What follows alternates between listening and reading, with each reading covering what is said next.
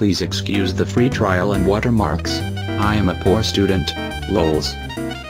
Learning for assessment. One sentence summary. Do you ever wonder if your students have a clue on what you just taught them? I mean, what if they just didn't get it? How do you know? What do you do? Yes, I have wondered that myself. As they stare out the windows, I wonder if anything has actually sunk in. I wish there was some way we could assess that. Especially if we have to wait until their final marks with the summative assessment, it is far too late then. Hello peeps, I overheard you on the way in. I just finished my class for the day and I followed up with an assessment called One Sentence Summary. It worked very well. Really? Tell me more about this please. Sure, I would be happy to. Let's go over to the classroom and I can show you a bit about it. By the way, don't take notice of my party dress. I didn't dress like this in class. I am going out dancing shortly. I didn't even notice.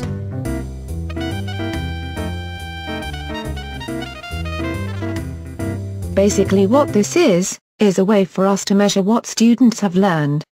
You can use it for almost any subject. Sounds interesting, tell us more. Certainly, like the name implies, it really is a one-sentence summary, and at the end of the class, you take a few minutes to get the students to write one sentence. This assessment strategy follows the CAT philosophy. You know about CAT, right? Classroom assessment technique. Of course. It is for assessing and improving student learning. There are many ways to assess students along the way, isn't there? There sure is. CAT is a way to get the students thinking critically. Is one sentence summary one of the techniques? Yes, Belle. Remember, CAT is not a summative assessment. It is very helpful to take a snapshot of the day and see what the students got out of the lecture, readings or videos. Take a look at this board. The students are given an outline to follow.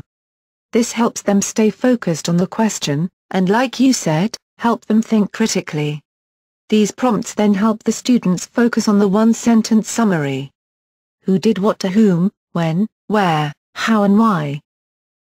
The sentence sometimes turns out to be a bit long, but it needn't be. I just want the learners to follow the prompt so I can assess their understanding. I usually do the first one as a class together. Since I teach nursing, I used this technique today to assess my students' understanding. For example, today was 5 steps in the nursing process: assessing, diagnosing, planning, implementing and evaluating. I then asked the students to summarize each step in one sentence, beginning with nurses as the subject, or the who, and assess is the what, to whom is their students, every shift is the when, where, in the patient's room, how, by using their nursing skills, why, to understand the status of their patient. Do you assign a mark to their one-sentence summary? No. Remember, this is a formative assessment. There are no grades. What do you do with the information that you gather? Great question, Joey.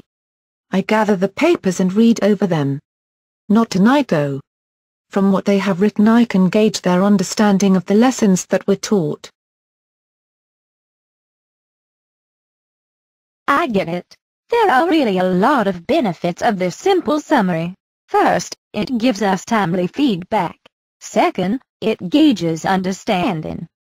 Third, it ensures we are effectively delivering the information. Fourth, and that we are covering the important topics. And lastly, it encourages participation. That's right. You covered it. Well, it's been nice catching up with you too. Wait, what are the disadvantages of using this? There must be some. Of course there must be a few disadvantages.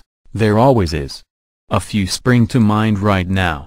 For instance, I can see this being difficult for some students with the format.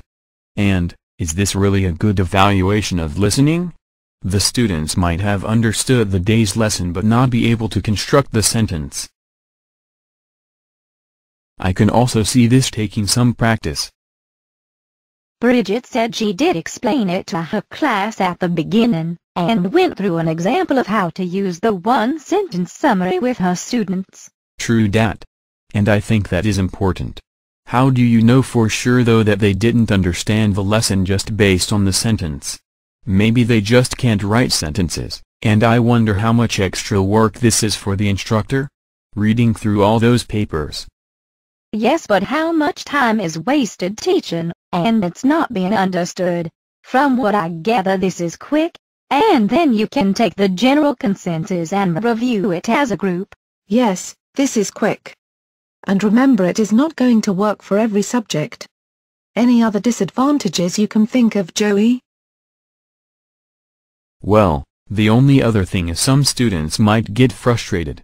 It might feel like too much information needs to get squeezed into one sentence. Good points. You, as the instructor, have to ensure that you are asking them to reflect on a topic that can be coherently summarized in one sentence. Furthermore, the topic needs to be limited to a manageable portion. Yes, and I can see it also as a good way to encourage students to make their sentences grammatically correct, factually accurate, complete, and original. Absolutely. A proper formative assessment ensures that consequence validity is being met, by measuring the intended purposes, and process validity, so the learners are prepared. Yes. Okay, well, that pretty much covers everything. Well, another thought springs to mind.